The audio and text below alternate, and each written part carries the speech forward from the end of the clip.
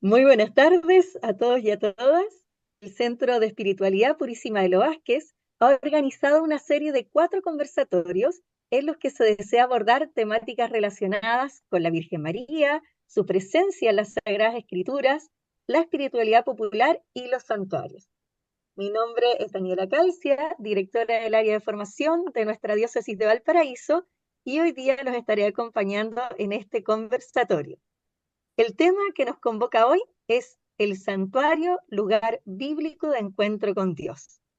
Para trabajar este tema tan relevante, nos acompañan Guillermo Calderón Núñez, académico de la Facultad de Teología de la Pontificia Universidad Católica de Valparaíso, doctor en Teología y Estudios Bíblicos, quien además presta diversos servicios pastorales en nuestra diócesis. Muy buenas tardes, Guillermo. Buenas tardes.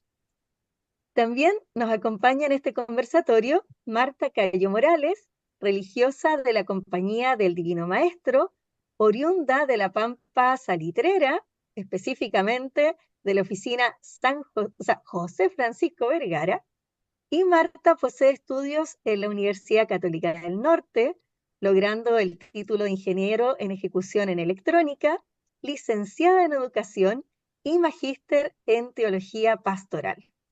Actualmente reside en Buenos Aires, Argentina, donde presta muchos servicios en su congregación. Muy buenas tardes, Marta. Buenas tardes, Daniela. Buenas tardes a todos los que se conectan. Los invito a todos entonces a que podamos colocar este espacio de encuentro en las manos de nuestra Madre, la Virgen María. Ella que es nuestra compañera y guía, que nos muestra siempre el camino hacia Jesús. Dios te salve María, llena eres de gracia, el Señor es contigo, bendita eres entre todas las mujeres y bendito es el fruto de tu vientre Jesús. Santa Santa María, Santa María, María, Madre de Madre de Dios, Dios, ruega por ruega por nosotros nosotros pecadores, pecadores, ahora ahora y en y ahora en y la en la hora de hora de nuestra nuestra muerte. muerte. amén. Amén. Amén.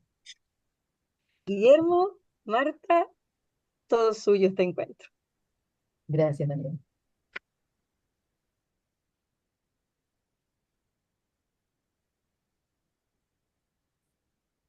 Buenas tardes. El tema que vamos a compartir con Marta hoy día es el santuario como lugar de encuentro con Dios en la Biblia. ¿Sí? Vamos a ir hablando los dos, haciendo un comentario y vamos viendo lo que vamos viendo, lo que vamos a ir viendo a través del tema de los santuarios de la Biblia. Para eso voy a compartir una imagen y voy a comenzar.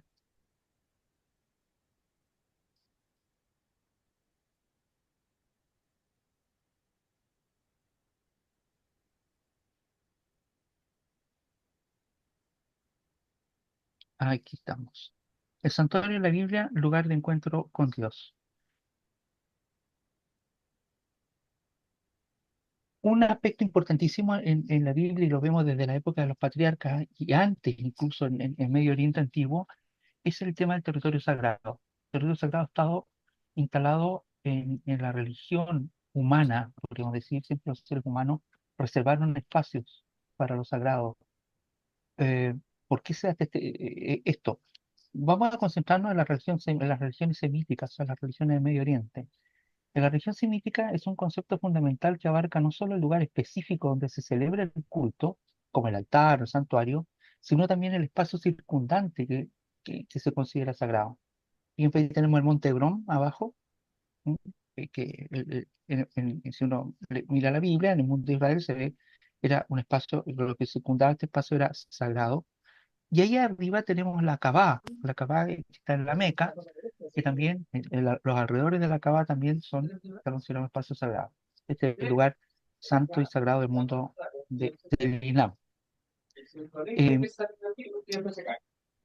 el territorio sagrado es un espacio que se considera separado del uso profano, donde se manifiesta la divinidad y se llevan a cabo rituales de culto, reflejando la profunda reverencia que los semitas tenían hacia los lugares dedicados a lo sagrado. Perdón.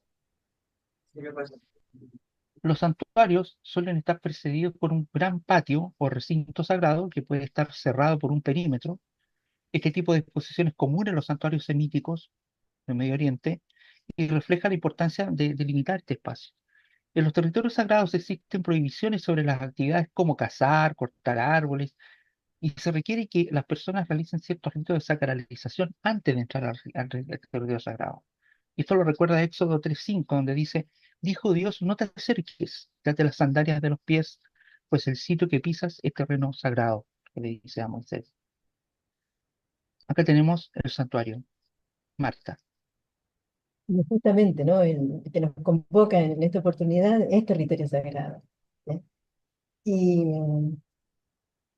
y cómo es que un territorio sagrado se constituye en territorio sagrado. Eh, en la Biblia está muy claro, ¿no? Porque en muchos pasajes plantea que Dios eh, nombra a un lugar, Dios llama a un pueblo en un determinado lugar, Dios invita a un determinado lugar, Dios dice, este territorio es sagrado. Pero acá nosotros estamos ante un santuario que estamos lejos, lejos, lejos de Israel, ¿no es cierto? Y sin embargo lo consideramos sagrado. Entonces, ¿cómo es que nosotros sabemos que este espacio es sagrado?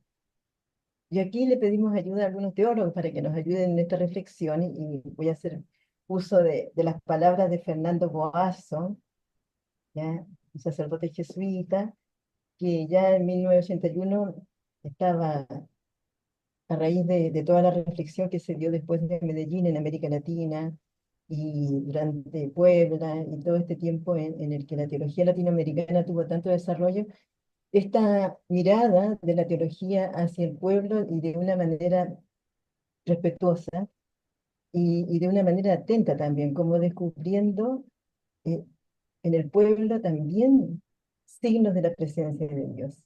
Y lo dice de esta manera, ¿no? Lo cito. Nuestro pueblo religioso sabe que en lo más profundo de la realidad hay un lugar para lo otro. Lo otro, ¿no es cierto?, entendido así con mayúscula, lo escribí yo con mayúscula, pero para resaltarlo, ¿no?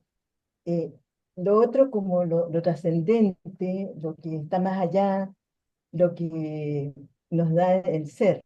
Para nosotros, lo otro es Dios, lo otro con mayúsculas es Dios. ¿Ya? Entonces él dice, nuestro pueblo religioso sabe que en lo más profundo de la realidad hay un lugar para lo otro. Existe un trono vacío del poder humano que es precisamente el trono de Dios. La trascendencia está aquí con nosotros, sin confundirse con nosotros. Esto es muy denso, en consecuencia, porque también la historia se hace Dios. Y a mí me gustó mucho esta frase, ¿no? La historia se hace Dios. Y no es algo que venga de la historia misma, no es algo que venga simplemente desde nuestra actividad humana, ¿no? Sino que es una voluntad de Dios que se quiere insertar en nuestra historia, ¿no? En San Juan, eh, en el Evangelio de San Juan dice que Dios puso su tienda en medio de nosotros, ¿no? Es como que se instala. Entonces, ¿cómo sabe el pueblo, cómo sabemos nosotros que un territorio es sagrado? Eh, en algunos casos hay una revelación, ¿no? A alguien se le apareció la Virgen, hay una tradición, qué sé yo. Pero a veces no hay una aparición, ni hay un mensaje tan claro. Como por ejemplo en el caso del Santuario de los Vázquez, ¿no? La tradición del Santuario de los Vázquez no habla de apariciones, no habla de cosas extraordinarias. Habla simplemente de una imagen de la Virgen en un camino, ¿ya? Y la gente, al pasar por ese camino, se va relacionando con la Virgen, se va relacionando con Dios a través de esa imagen de la Virgen. Y empieza a sentir que ese lugar es sagrado, ¿ya? ¿Desde cuándo sabe que es sagrado? ¿No? Bueno, en general en la antropología se dice que desde que el hombre se puede llamar ser humano, ¿no? Desde que tiene conciencia, eh, empieza a establecer una relación con lo sagrado, sea como sea que lo llame, ¿ya? Y reconoce esos lugares por signos que va descubriendo. En nosotros, ¿no es cierto? Ese signo ha sido la Virgen María, ¿ya? Eh, Hay un autor muy importante en la antropología que se llama Mircea Eliades, que él habla de cómo se establece en muchas culturas un espacio de conexión entre el cielo y la tierra. Incluso decía que habían algunos eh, tótem o pueblos que eran nómades y que iban con un tronco al que le asignaban ese poder, ¿no? De hacer conexión entre el cielo y la tierra. Entonces, es como que el pueblo lo sabe desde adentro, ¿no? Y para nosotros eh, hay una verdad teológica muy profunda que tiene que ver con la presencia del Espíritu Santo en medio del pueblo, ¿ya? En teología se llama el sensus fidei o el sensus fidelium, ¿no? Que es como el sentido, o sea, así como nosotros tenemos un sentido para oler, ¿no es cierto? El olfato, tenemos un sentido para escuchar, ¿no es cierto? El oído, tenemos un sentido para ver, la vista, ¿ya? Tenemos un sentido para gustar, así también tenemos un sentido dado por Dios para reconocer su presencia en medio nuestro, ¿ya? Y la advocación de la Purísima de los Vázquez es un signo muy fuerte de ese sentido. Ustedes deben saber, ¿no es cierto? Porque como son la mayoría devotos de la Virgen en su advocación de la Purísima, deben saber que el dogma de la Inmaculada Concepción, establecido como dogma, así como un reconocimiento oficial de la Iglesia, no es tan antiguo. Sin embargo, el pueblo desde muy antiguo, ¿ya?, se relacionaba con la Virgen como la Inmaculada Concepción, como la Purísima, ¿no? Nosotros, por ejemplo, en nuestra colonia, en el tiempo de la colonia, cuando se daba la hora, las personas que iban por la calle cantaban, ¿no? Ustedes recordarán, incluso hay algunos cantos populares al respecto, ¿no? Ave María Purísima, las hoy andado y sereno, en fin, hay ahí una, un reconocimiento de una verdad que viene desde lo muy profundo del pueblo, pero que no sale solamente de la propia inteligencia, ¿no? Sino que de alguna manera recibe una iluminación del Espíritu Santo, como para darse cuenta que ahí hay algo sagrado, ¿no? ¿Y cómo manifiesta que ahí hay algo sagrado?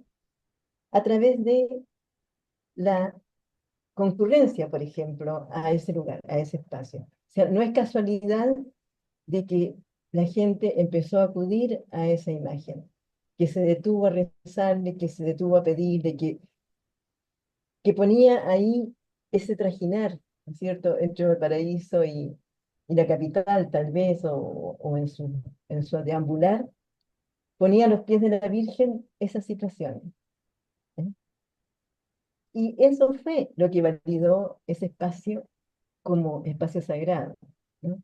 Y luego la Iglesia hace un reconocimiento, ¿no? Hace un reconocimiento formal de que ese espacio efectivamente es un espacio sagrado. Pero el primer paso, ¿ya?, lo dio el pueblo, ¿ya? Pero no solo el pueblo, el Espíritu Santo actuando a través de él. El reconocimiento del espacio sagrado nos lleva también a como el segundo paso. O sea, se reconoce el espacio, pero eh, ya se siente la necesidad de tener un recinto, ¿no? Y transformarlo en un recinto sagrado, un espacio delimitado, y con una construcción. El recinto sagrado simbolizaba la presencia de lo divino en la antigüedad. Entonces, en muchos casos se creía que la divinidad habitaba en el santuario, y el recinto servía como punto de encuentro entre lo humano y lo divino, como decía Marta. Esto se refleja en la forma en que se describen los lugares sagrados de los textos bíblicos, donde se enfatiza la santidad del espacio. Dijo David: aquí se alzará el templo del Señor Dios y el altar de los holocaustos de Israel. en Primera Crónica 22:1. Y en Josué 18:1 dice, la asamblea israelita en pleno se reunió en Silo e instalaron allí la tienda de encuentro. El país les estaba sometido. Entonces, este recinto también alberga lugares de reunión para la comunidad, donde se llevaban a cabo rituales y festividades. Mantendré los ojos abiertos y los oídos atentos a las súplicas que se hagan en este lugar. Segunda Crónica 7:15. Y esto ayudaba a fortalecer la identidad colectiva de los fieles y a fomentar un sentido de pertenencia a una comunidad religiosa. Eligió a la tribu de Judá y el monte Sión su preferido, dice el Salmo 78:6-8.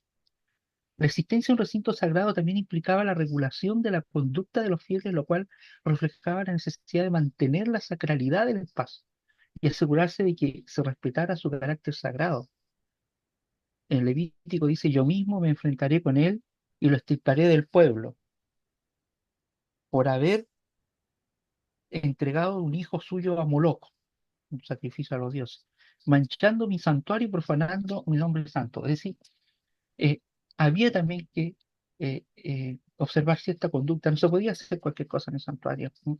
En el mundo antiguo. Entonces la Biblia nos va mostrando, ¿no? A través de estas citas, nos va diciendo cómo era esta relación de la comunidad, del pueblo, con ese lugar, ¿no? Con el santuario.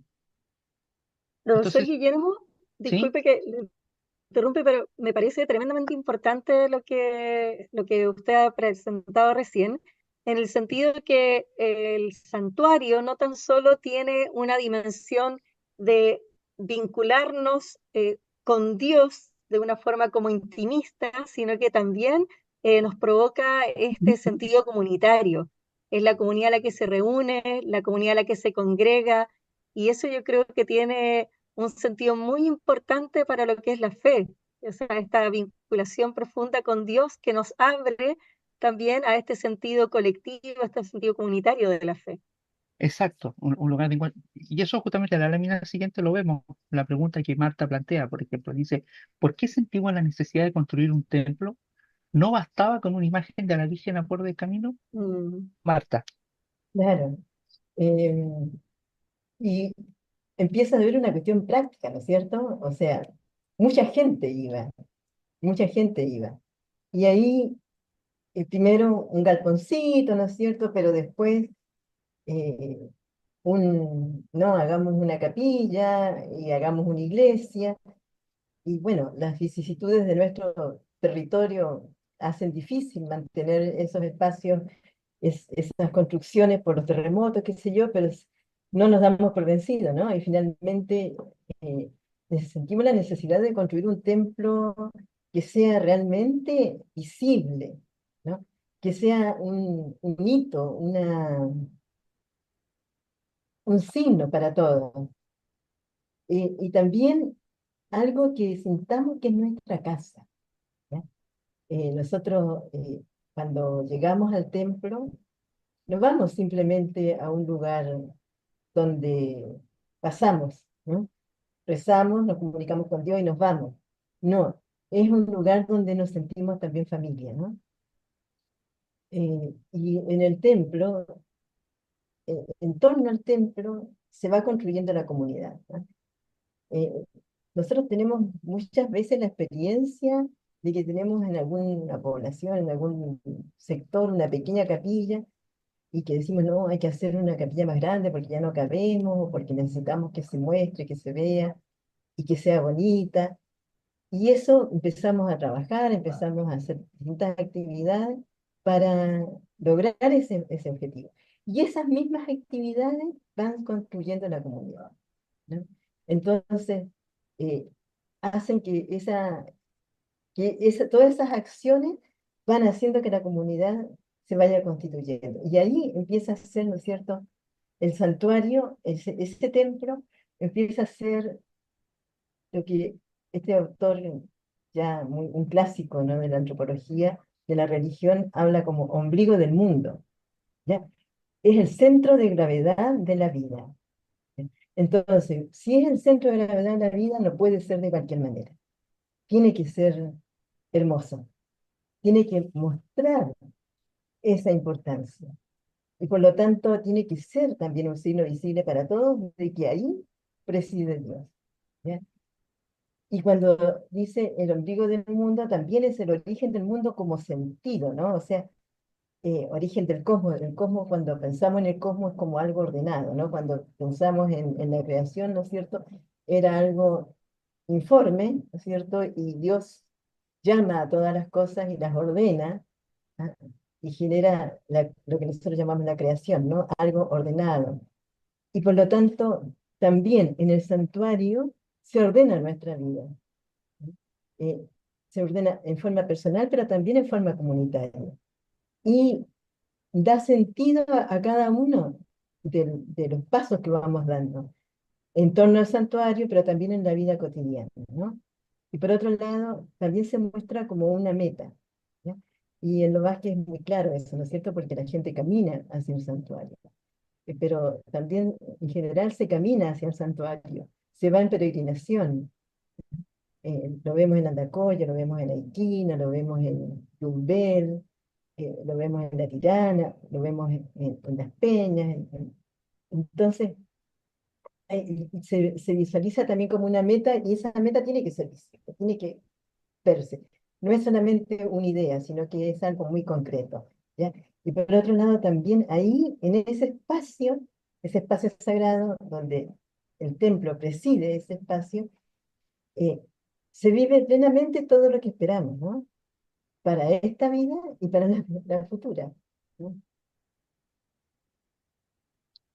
Eh, en la antigüedad hubo necesidad de tener lugares de culto, ¿no? Hacia hace 5.000 años, el 5.000 años antes de Cristo, o sea, 7.000 desde aquí para allá, en Mesopotamia, en la antigua, se comenzaron a construir lugares sagrados y le llamaron los sigurats.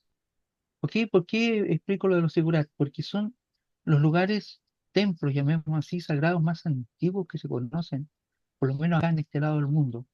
Los sigurats eran estructuras que estaban construidas sobre un basamento sobre el cual se elevaban pisos o trazas en forma escalonada, y estas características simbolizan la conexión entre la tierra y el cielo, ya que se creía que los dioses residían en las alturas. Lo más parecido a los sigurats lo encontramos, y quizás la similitud o la analogía más directa, son con las pirámides de Teotihuacán, de acá de América. Las pirámides mayas tienen la misma estructura de los sigurats que están instalados en Mesopotamia, o que estaban. La construcción en altura también reflejaba la idea de que el sigurat era un lugar donde los fieles podían acercarse a lo divino, sobre todo de subir, ¿no? El lugar de culto siempre es un lugar hacia arriba.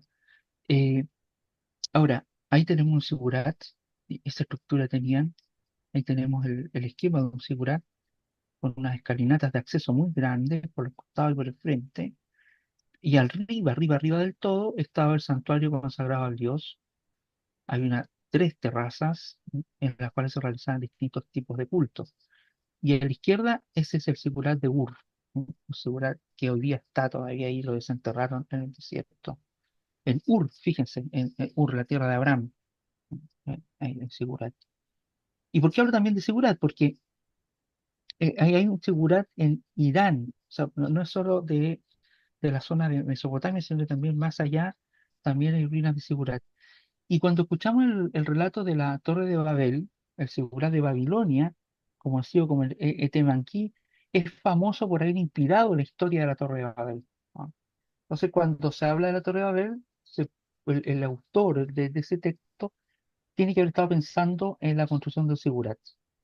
Y es curioso porque en la Torre de Babel, el templo, esa construcción que lo explica el texto por la soberbia del hombre, eh, confunde las lenguas. Hemos llegado al santuario contemporáneo donde es lugar de comunión, no de confusión, es lugar de encuentro. Si uno va a los santuarios, hay gente de los grandes santuarios del mundo, encontramos gente de todo el planeta y de todas las razas y de todas las lenguas, y, y- y los santuarios están hoy día abiertos y disponibles para incluso cada persona escucha y puede ir a rezar o una misa en su lengua, ¿ah?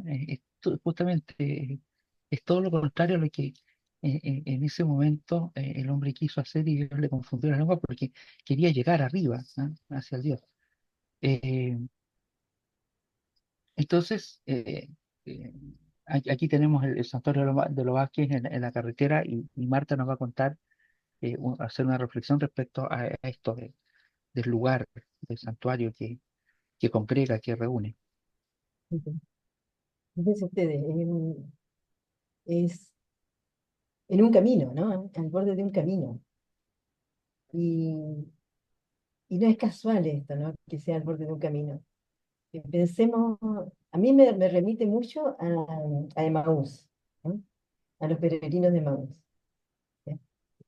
Los peregrinos de Emaús van por el camino y Jesús se les hace el encontradizo, se les mete en el camino, les mete conversación y les va explicando las escrituras y ellos van asimilando esas cosas y después lo reconocen al partir el pan, ¿no? Y cuando lo reconocen al partir el pan, Jesús desaparece de su vista, pero ¿por qué? Porque ya no es necesario esa presencia física, porque ya está en esa presencia real, ¿no? No solamente de la Eucaristía, sino de esa conciencia de que Dios camina con nosotros. Entonces, en este deambular del pueblo hacia el santuario, que, por ejemplo, Jesús y su madre y su pueblo, todos los años iban al santuario de Jerusalén, ¿no? Y caminaban y hacían este mismo ejercicio que dentro de poco lo va a hacer tanta gente, ya para llegar al santuario de los Vázquez. Entonces, este signo del camino es también algo que tiene mucho que ver con este sentido teológico de la encarnación, ¿no? O sea, eh, nuestra fe es la fe en un Dios que se quiso hacer hombre, que quiso ser un ser humano, ¿no? Que quiso tomar nuestra historia, insertarse en nuestra historia. Entonces, cuando caminamos hacia el santuario, sí, caminamos con un sentido religioso porque vamos a ver a la Virgen, pero probablemente en el camino no vamos conversando, ni vamos rezando el rosario todo el tiempo, ¿verdad? También vamos conversando de lo que nos pasa. Así como los discípulos de Maús iban conversando de lo que les pasaba a ellos, ¿ya? Eh, y que no era precisamente un acto de fe, porque iban como desanimados, que habían pensado, ¿no es cierto?, que Jesús iba a ser el Salvador y resulta que lo vieron crucificado, muerto y se acabó su esperanza, ¿ya? Y muchas veces también nosotros caminamos así, ¿no? Con todos nuestros dolores a cuesta, pero caminamos, ¿ya? Y vamos hacia ese santuario con la certeza de que ahí lo vamos a encontrar. Pero lo bonito de esto es que ya el camino es parte de esa experiencia de religiosa, aun cuando nuestras conversaciones no sean conversaciones religiosas, ¿ya? Porque Dios se mete en nuestra historia, en lo concretito que nos pasa a cada uno, ¿ya? Y cada uno que camina hacia el santuario va con distintos motivos, ¿no? Pero eso que lo lleva al santuario es una cierta certeza de que Dios nos va a escuchar, de que Dios está ahí, de que puede depositar todas esas preocupaciones o el agradecimiento o los dolores que pueda tener encima, propios o ajenos, ¿no? Porque a veces alguien camina por otro, eh, sabiendo que va a ser recibido, va a ser recibido por la madre, ¿no? Pero también la madre como vehículo, ¿no? Como este puente entre la tierra y el cielo, entre lo sagrado y, entre comillas, profano, ¿no? Que sería como más bien lo cotidiano, lo de todos los días, ¿no? Lo de nuestra vida común y corriente, ¿no? Ahí en esa vida común y corriente se mete Dios. Si quieres avanzar una, Ahí está. aquí tomo nuevamente este texto de Mircea Eliade, ¿no? Dice, la experiencia del espacio sagrado hace posible la fundación del mundo. Allí donde lo sagrado se manifiesta en el espacio, lo real se desvela. El mundo viene a la existencia. Es decir, yo creía que, pero acá, en este espacio sagrado, me doy cuenta que no, ¿no? Es así como como los discípulos de Maús creíamos que todo se había terminado, pero al constatar la presencia de Dios en medio de ellos, y Jesucristo que camina con ellos, se dan cuenta que Dios irrumpió en la historia y que está resucitado. Entonces, lo real se desvela, ¿no? Esto que para mí era una tremenda preocupación y que yo creía que se me acababa el mundo, en realidad no. El mundo empieza acá, ¿ya? Y no se limita a proyectar un punto fijo en medio de la fluidez amorfa del espacio profano. O sea, no es solamente, ya, allí está una cruz, ahí está una capilla, ahí está una ermita, ¿no? Ahí está una imagen, sino que hace una ruptura de nivel. Es decir, es como cuando Cristo muere en la cruz, ¿no? La Biblia dice, se rasgó el templo, se rasgó, ¿ya? Eh, y entonces es como que se abre una brecha, ¿no? Es como que entre el cielo y la tierra se abre una, una especie de zanja, algo que permite que la fuerza de Dios baje y que permite que las oraciones nuestras suban, ¿no? Eh, por eso es que puede ser que Dios baje, ¿ya? Y se inserte en medio nuestro, ¿ya? Y es muy bonito porque lo hace a través de una mujer, ¿no? Eh, y puede ser que nosotros subamos, ¿no? Como decía Guillermo, lo sagrado se manifiesta en lo alto. Es una figura, ¿no es cierto? Nosotros sabemos que el cielo que nos tiene prometido Dios no es esta masa de aire que nos circunda, ¿no? Pero es lo que mejor nos expresa. Y por eso mismo, la persona cuando llega al santuario no llega como individuo, ¿no? Sino que también se constituye pueblo, pueblo de Dios, ¿ya? En un espacio que es sagrado, que es compartido, ¿no? O sea, no es un espacio sagrado para mí, como podría ser la intimidad de mi pieza cuando rezo. No, es un espacio sagrado para nosotros. Y la fiesta es un tiempo sagrado, donde la persona se constituye pueblo. Probablemente cuando vamos de Valparaíso a Santiago, Santiago a Valparaíso, y pasamos por el santuario, nos detenemos, entramos al santuario, oramos y seguimos nuestro camino.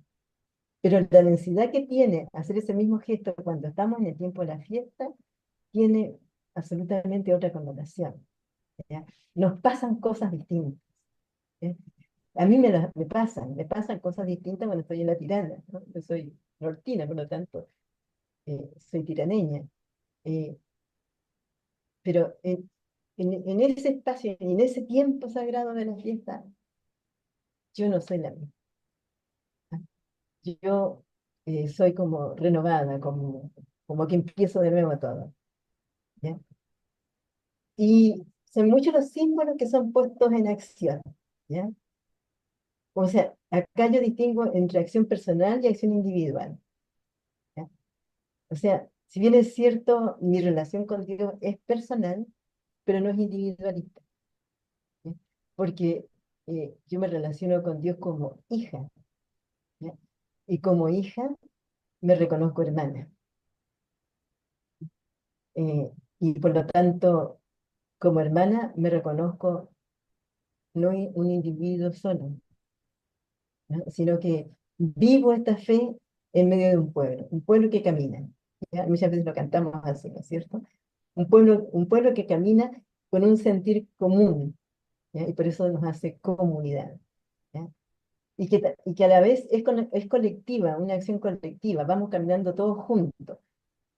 No somos una masa amorfa, no importa que yo en el camino no conozco a la persona que va a mi lado caminando, pero yo sé que va con el mismo sentimiento y eso me une, ¿no? Por eso no somos una masa amorfa que va allí como por una superstición, no. Somos un pueblo que camina hacia un lugar donde nos vamos a renovar, ¿ya? Y por otro lado, es un reconocerse pueblo de Dios por derecho propio. No necesitamos que nadie nos diga, ustedes son pueblo de Dios, ¿ya? Es como que el estar ahí nos constituye pueblo. ¿no? El hecho de solo nacer, el hecho de solo de ser bautizado, no constituye el perdón, ¿no?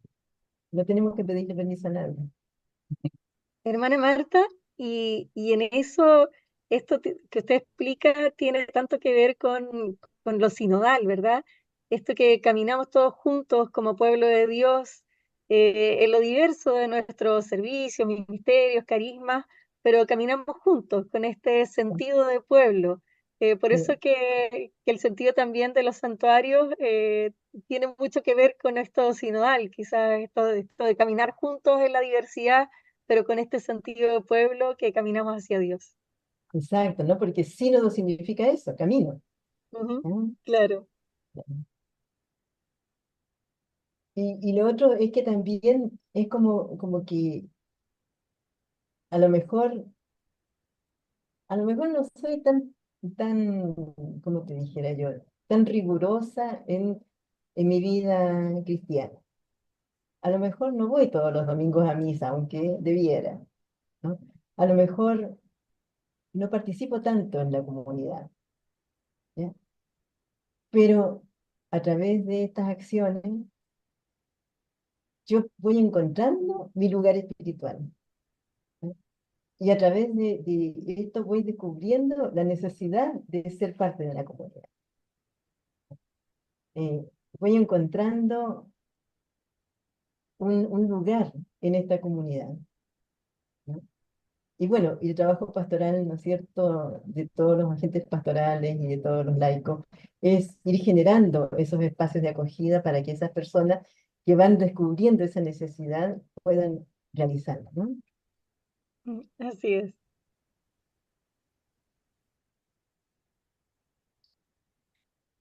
En la Biblia, otro aspecto que hay que también tener en cuenta, está el territorio sagrado, los espacios sagrados, los lugares de culto. También encontramos lugares altos, los llamados mamos. Eh, este término se utiliza para describir santuarios cananeos y otros lugares de culto establecidos por los israelitas. Respecto a lo que decía anteriormente, en los israelíes, el Medio Oriente, y hacía mención a los sigurat, porque quizás simboliza, como decía yo recién, la Torre de Babel, ya que después de eso no aparece más construcciones gigantescas en la Biblia. Si uno parte con el capítulo 12 de Génesis, ya no encuentra más construcciones gigantescas hasta llegar al templo, que ya llegaremos ahí, pero en los pueblos, el pueblo israelita que era nómade fue construyendo pequeños lugares y encontrando, por ejemplo, se menciona que el rey Salomón ofreció sacrificios en el lugar más alto, ¿ah? En Gabaón, lo que indica que estos sitios eran frecuentados por los israelitas para comunicarse con Dios y realizar ofrendas. O sea, iban a lugares altos, no construían tremendas mega templos, sino que como lo hicieron los antiguos. Entonces el rey fue a Gabaón, dice Primera Reyes 3:4, a ofrecer allí sacrificios porque allí estaba el santuario principal, en aquel altar ofreció Salomón 1000 holocaustos. Eran altarcitos. ¿Ah?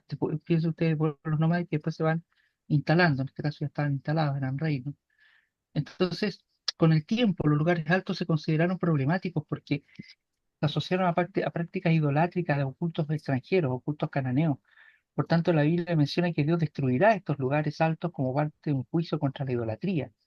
Y ahí en Segunda Reyes 18:37 dice, hizo lo que el Señor aprueba, igual que su antepasado David, suprimió los santuarios paganos, destrozó los postes sagrados, rompió las piedras conmemorativas y trituró la serpiente de bronce que había hecho Moisés, porque los israelitas seguían todavía quemando el incienso. La llamaban Nejustán.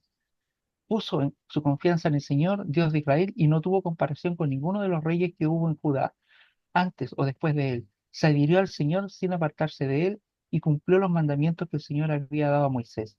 El Señor estuvo con él y así tuvo éxito en todas sus empresas. Se rebeló contra el rey de Asiria y no le rindió vasallaje. Está hablando de Salomón. Ahora, qué cosa, fíjese la descripción, las cantidades de lugares o de cosas que había como santuarios, santuarios paganos, postes sagrados, rompió piedras conmemorativas, trituró a la serpiente de bronce que ya le, hacía, le quemaban incienso. Entonces, el espacio sagrado también Israel lo fue, podríamos decir, purificando, fue tratando de encontrarse con Dios, con Adonai, Yahvé, y todo lo que era extraño a aquello, lo suprimían, comenzaron a suprimirlo. Entonces, aquí tenemos 5 santuarios que aparecen en la Biblia, son los santuarios relacionados con, en la Biblia mencionados, los santuarios de los patriarcas. Eh, Tenemos Siquem, que es el lugar donde Abraham se detuvo en Canaán, se considera el lugar de pacto y renovación de la alianza. Betel, santuario vinculado a Jacob, quien tuvo una visión allí. Betel se convirtió en un lugar de culto significativo, aunque más tarde fue condenado en Betel. Bet-El, casa de Dios. Mambré se relaciona con la aparición de Dios a Abraham y se asocia con el nombre divino de El Shaddai. Beersheba, este lugar es mencionado en relación a Abraham, quien invocó el nombre de Yahvé, el Olam, allí. También se menciona que Jacob sacrificó en honor a Dios de su padre Isaac en este lugar. Gilgal, aunque no se menciona directamente en relación a los patriarcas, se considera un santuario en los comienzos de Israel ubicado cerca de Jericó, donde se realizaron eventos significativos en la historia de Israel. Eh, ¿Por qué son importantes estos santuarios? Porque establecen en estos lugares son lugares de manifestación de Dios en la Biblia. ¿Ah? Se relaciona con el lugar sagrado donde se ha tenido una teofanía, una revelación de Dios. eh, Tenían elementos naturales significativos estos santuarios, árboles, alturas, fuentes de agua, ¿ah? Ayudaban a reconocer y marcar la santidad del lugar, estas características, y estos santuarios se ubicaban en límites de tierras de cultivo y en áreas que eran accesibles para los pastores, lo que correspondía al estilo de vida de los patriarcas, que eran nómades o seminómades. A medida que pasaba el tiempo hubo un movimiento hacia la centralización del culto, y aquí ya vamos entonces en Jerusalén y el templo, lo que llevó a la desaprobación de algunos lugares de culto que competían con esta centralización. O sea, ya era Jerusalén el lugar de la tierra, el lugar santo.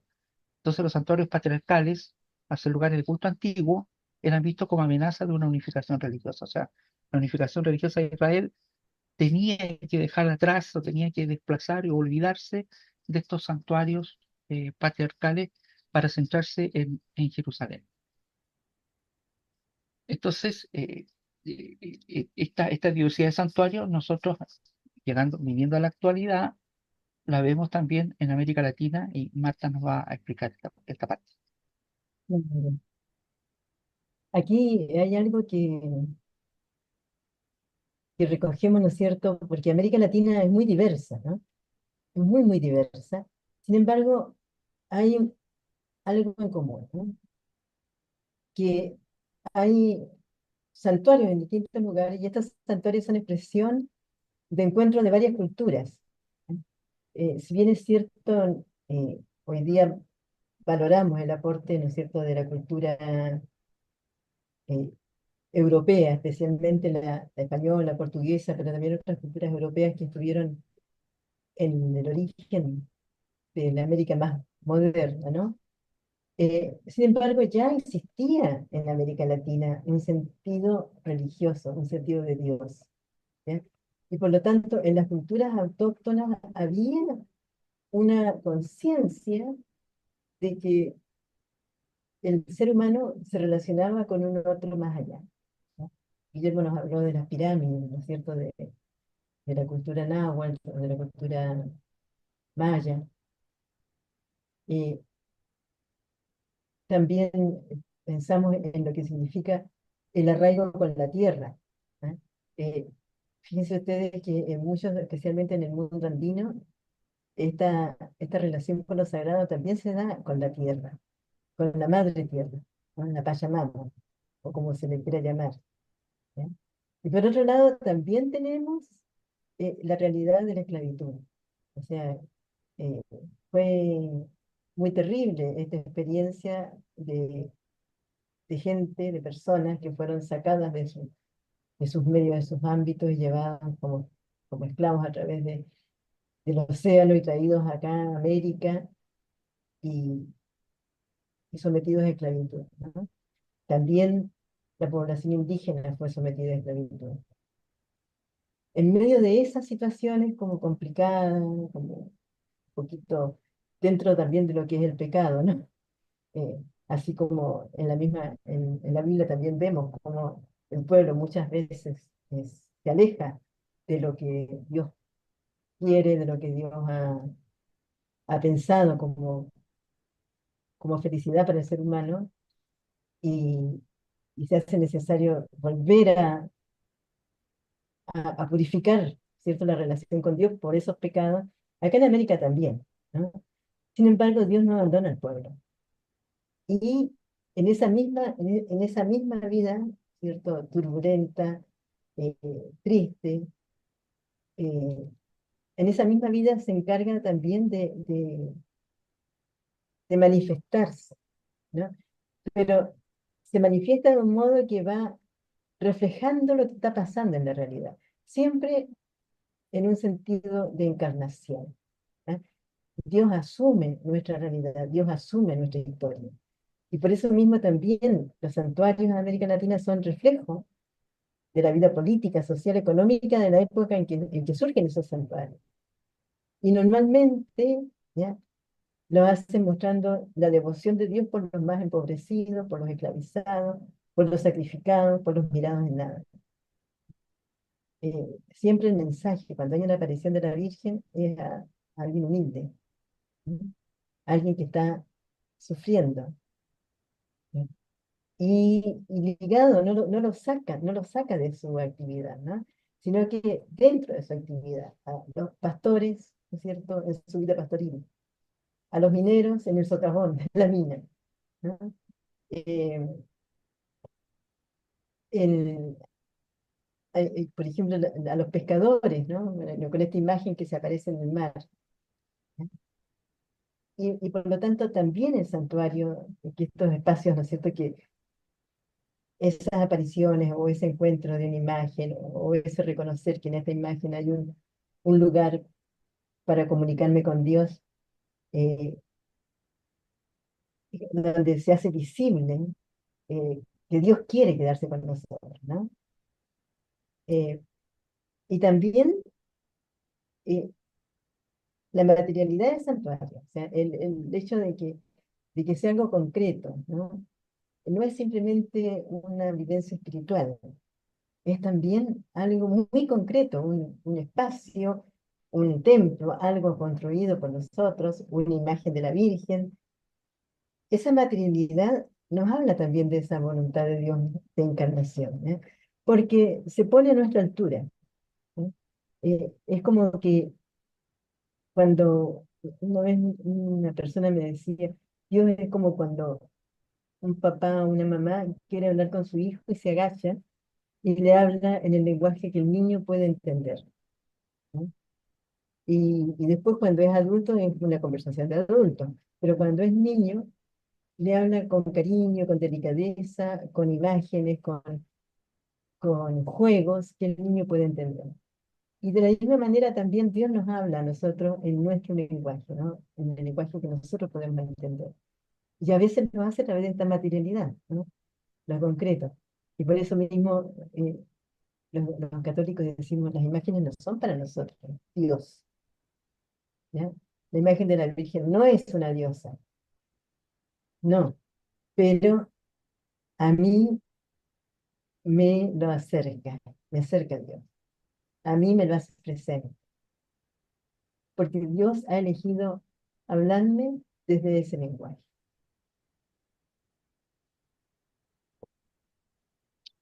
Eh, entonces, Profesor y hermana Marta, sí, les aviso que nos quedan 10 minutitos ya. Voy, para el término. voy a Es que mencionar el dos. tema ha sido muy, muy interesante. Sí, ahora, bueno, yo quiero mencionar dos cosas que tienen que ver con el lugar sagrado del pueblo de Israel. Ya mencioné en la tierra sagrada, mencionamos lugares de culto, mencionamos los santuarios de patriarcales, y también está la tienda del encuentro, que iba con Israel, se encontraba con Dios, el lugar donde Moisés se encontraba con Dios, es un espacio sagrado de la presencia divina que iba viajando con el pueblo, ¿ah? Eh, y esta tienda servía como resguardo para el arca, iba cubierta por una nube que la asociaba con la idea de la presencia de Yahvé, por tanto era una presencia estable. La tienda del encuentro, su relación con la presencia divina, prepararon el camino para la doctrina judía de la Sequiná, que después lo vamos a ver el tema de la tienda en el prólogo de San Juan, capítulo 1:14, donde dice, y el verbo plantó una tienda entre nosotros. Siempre decimos, y el verbo habitó entre nosotros, pero el término griego levantó una tienda, se instaló entre nosotros. Eh, entonces, presencia de Dios, la tienda del encuentro, presencia divina. Y el otro elemento que iba con Israel era el arca de la alianza, que es descrita como un cofre que contenía las tablas del decálogo, las tablas de la ley, y se llama el arca de la alianza porque simboliza el pacto entre Dios e Israel. Eh, el arca tuvo una historia más larga que la tienda de encuentro, y se menciona que el arca estaba en el campo de Gilgal, y que su traslado se entendía como un movimiento de la presencia de Dios moviéndose con Israel también, y a lo largo de la historia el arca se convirtió en un elemento central del culto, siendo llevada a diferentes lugares y asociada con eventos significativos como la entrada de la tierra prometida, que nos narra el libro de Josué cuando cruzan el Jordán con el arca al hombro, ¿no? Los sacerdotes. Ahí está el arca, una imagen del arca. eh, y terminar con el templo de Salomón. El templo de Salomón, que el templo fue ordenado por el rey David y lo construyó Salomón, y el templo se completó durante este reinado, en el siglo X antes de Cristo, y para construirlo se utilizó piedra de alta calidad, madera de cedro del Líbano y oro para el revestimiento interior, y fue el lugar de adoración central para los israelitas y albergaba el arca de la alianza que contenía las tablas de la ley entregadas a Moisés en el monte Sinaí. Y este templo simboliza lo que yo decía hace un rato atrás, la centralización del culto. El culto se va a Jerusalén. Entonces, todos los santuarios repartidos pasan a tener pasan a un segundo plano, y algunos de ellos suprimidos, porque el culto estaba centrado en el templo. El templo y el templo lugar de los, del arca de la alianza, el lugar de los sacrificios, el lugar, y viene toda una teología del templo, se desarrolla Israel ya, es el templo, el centro, por eso es una tragedia la destrucción del templo cuando llegan a Nabucodonosor y viene el exilio está asociado a la destrucción del templo. Después viene el retorno, que se relata en Edad y Nehemías, y viene la reconstrucción por parte de Zorobabel del segundo templo, y después viene la destrucción del templo de nuevo en el año 70 después de Cristo por los romanos. Entonces, Israel se queda sin tierra y sin templo. En la primera ocasión, reconstruye un segundo, pero después en la segunda ocasión ya se queda sin templo hasta el día de hoy. Entonces, el centro del culto pasa a ser el templo. Ya no le sirvieron los santuarios patriarcales para retomar la religión. Se crea la sinagoga como otro lugar de culto en el exilio, y hasta el día de hoy la sinagoga existe. Eh, entonces, Israel centraliza el culto, ¿sí? Y como digo, lo concentra en el templo. Ahí está el templo de Salomón, más o menos eso sería una imagen. Eh, También, si ustedes se fijan, hay un perímetro que encierra ese lugar y adentro está el templo. Aquí hay ruinas, estas son hay arqueólogos, son ruinas del templo de Salomón que han sido descubiertas. Y bueno, sobre la tienda del encuentro, Marta, te dejo a ti Mm. el final. Sí, y esto, se dan cuenta, Dios acoge benévolamente esta actividad humana que busca hacerlo visible en medio del pueblo, ¿no? Si bien es cierto, reclama un poquito y le dice a David, tú crees que me vas a hacer un templo a mí, en realidad yo te voy a hacer una casa. Pero después, ¿no es cierto? La acoge, o sea, ya, está bien, que me hicieron este templo, yo voy a estar ahí, ¿ya? Y, y así, ¿por qué esto? Porque no basta con la interioridad nuestra, ¿no? Sino que también esto se exterioriza, esto toma forma exterior, ¿ya? Eh, y son medios, ¿ya? Estos objetos sagrados, estos templos, no tienen sentido en sí mismos, sino como medios para la comunión con Dios, ¿no? Y también medios para la comunión del pueblo, ¿no? De encuentro del pueblo. Si quieres pasar al otro, Guillermo. ¿Sí? Y esto me parece tan lindo, el cuerpo como santuario y lugar de salvación. ¿Sí? Eh, Cuando Dios dice, tú me quieres hacer una casa, pues la casa te la hago yo a ti. ¿Ya? y elige a la Virgen, ¿ya? Elige para que en su cuerpo albergue la posibilidad de la salvación. Eh, la Virgen en sí misma se constituye un santuario vivo. Imagínense ustedes, es una mujer, una persona que en su vientre lleva a Dios, y por eso la llamamos la Madre de Dios, ¿no? Por eso es que la Virgen puede ser ese nexo entre Dios y nosotros, ¿ah? Porque ella misma se constituyó santuario, o sea, no por su voluntad, ¿no? Sino por su sí, por su aceptación de la voluntad, porque el que la hace santuario es el Dios, ¿no? Y yo quise poner acá una cosita muy íntima mía, ¿no es cierto?, que es de las constituciones de mi congregación respecto a la Virgen.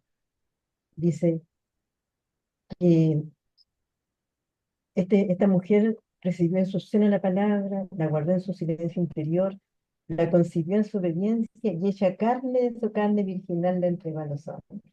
Como la Virgen es así como esos postes que los antiguos ponían porque decían que a través de ese poste podía pasar eh, la fuerza de Dios hacia la tierra y las oraciones de los seres humanos hacia Dios están en una persona, ¿ya? Están en un cuerpo de mujer. Eh, y por eso que cuando rezamos, la reconocemos a ella, ¿no? Sabemos que es una mujer como cualquiera de nosotras, pero sabemos también que es una mujer que fue hecha, fue pensada, fue creada, de alguna manera, si podemos decirlo, concebida en relación a esta misión, ¿no? De traernos al Hijo de Dios. Por eso decimos, es concebida sin pecado original. No sabemos qué significa exactamente esto del pecado original. Es una discusión de teólogos, ¿no es cierto? Pero, qué es lo que nos quiere decir la Iglesia cuando nos dice esto? Es que la Virgen María, desde su libertad de mujer, da un sí que hace posible la encarnación del Hijo de Dios. Pero también hay un Dios que la quiere como ese vehículo, ¿ya? Que la concibe ya de esa manera. Y nosotras cuando rezamos, por ejemplo, cuando rezamos el rosario, muchas veces se rezan las letanías a la Virgen, ¿no? Y en esas letanías la vamos nombrando con estos términos que nos ha ilustrado también Guillermo, ¿ya? La llamamos Arca de la Alianza, la llamamos Puerta del Cielo, Trono de Sabiduría, Torre de David, y por supuesto, ¿no es cierto?, Madre de Dios y Madre de Cristo. Y vamos repitiendo esas letanías y vamos diciendo, ruega por nosotros, ¿no? A propósito de letanía, yo quería, se me vino a la mente, a propósito de lo que estaba hablando, hay un himno bizantino, bastante antiguo, muy antiguo, y que tiene llama a María en griego, dice Cora tu a Cora tu, y se puede traducir como abarcadora de lo inabarcable. María abarcadora de lo inabarcable, la que abarca, la que, que recibe lo infinito, lo que no tiene medida, ella lo abarca en su seno, lo recoge. Es muy hermoso y me acordaba de esto a propósito de que recibe en su seno la palabra. Ujú. Bueno, Sí. eh, ¿alcanzamos a terminar Sí, con yo creo esto? que sí, así como rapidito, ¿no? Pensar también esto del cuerpo de Cristo, ¿no? Eh, que lo celebramos en la Eucaristía, en el santuario celebramos la Eucaristía, ¿no? Eh, el cuerpo de Cristo no es solamente el Cristo crucificado que lo vemos ahí, ¿no? La iglesia somos cuerpo de Cristo también, ¿no? Por lo tanto, también como comunidad eclesial, también somos signo de salvación para todos los hombres.